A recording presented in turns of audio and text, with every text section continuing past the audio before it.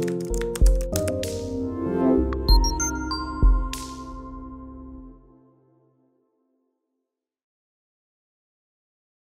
Viewers, ஒரு பெண் வந்து பருவம் அடைஞ்ச பிறகு எதனால பாவாடை தாவணி அணிகிறாங்க அப்படின்றது ஒரு அறிவியல் பூர்வமாக நம்ம பார்க்க போகிறோம். ஒரு பெண் வந்து பருவம் அடைஞ்ச பிறகு பார்த்தீங்கன்னா நிறைய மாற்றங்கள் அவள் உடலில் ஏற்படுது. அது மட்டும் இல்லாமல் அந்த பெண் உடல் ரீதியாகவும் சரி தனக்கும் சில மாற்றங்கள் ஏற்படுத்திக்கிறவா. அதுதான் என்னென்னா பாவாடை தாவணி.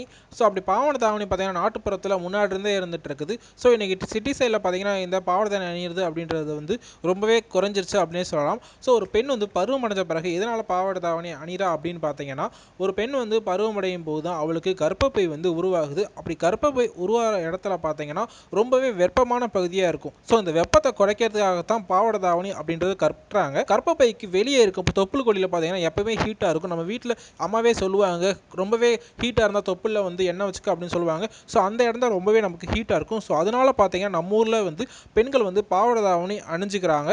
ஸோ அது வந்து ஹீட்டை வந்து ரொம்பவே காத்தோட்டமாக இருக்கனால ஹீட்டை வந்து வெளியேற்றிக்கிட்டே இருக்கும். ஸோ கொஞ்ச நாள் வந்து பாவாடை தாவணியில் இருக்கவங்க பார்த்தீங்கன்னா அதுக்கடுத்து சாரிக்கு மாறிடுவாங்க. இதுதான் நம்ம காலங்காலமாக வந்து கடைபிடிச்சிட்டு இருக்க வழக்கம். ஆனால் சிட்டி சைட்லேருந்து வர பொண்ணுங்க பார்த்தீங்கன்னா பாவாடை தாவணி அப்படின்றத ரொம்பவே வந்து ஒரு கேவலமாக நினைக்கிறாங்க. ஸோ அவங்க அதனால் வந்து சுடிதாரு, லெகின்ஸு இந்த மாதிரி இங்கிலீஷ் கல்ச்சருக்கு மாறினால என்ன ஆகுது அப்படின்னு பார்த்தீங்கன்னா, பெண்களுக்கு வந்து குழந்தை பிறக்கிறதுல ரொம்பவே கஷ்டமாக இருக்குது. அதே மாதிரி குழந்தைங்க வயிற்றில் இருக்கும்போது அபாசனம் ஆகுது. இதுக்கு எல்லாம் என்ன காரணம் அப்படின்னு பார்க்கும்போது அவங்க லெகின்ஸ் இந்த மாதிரி மாடர்ன் ஐட்டத்தை யூஸ் பண்ணும்போது உள்ளே வந்து ஏர் போகாது. நம்ம உடம்புக்குள்ள அந்த உறுப்புகளுக்கு தேவையான காற்று எதுவுமே இல்லாமல் ரொம்பவே ஃபுல்லாக கவர் பண்ணியிருக்கனால அந்த ஹீட் ஆகி நமக்கு உடம்புல இருக்க குழந்தைங்களுக்காக இருந்தாலும் சரி, நமக்காக இருந்தாலும் சரி எல்லா வித பிரச்சனைகள் ஏற்படுது.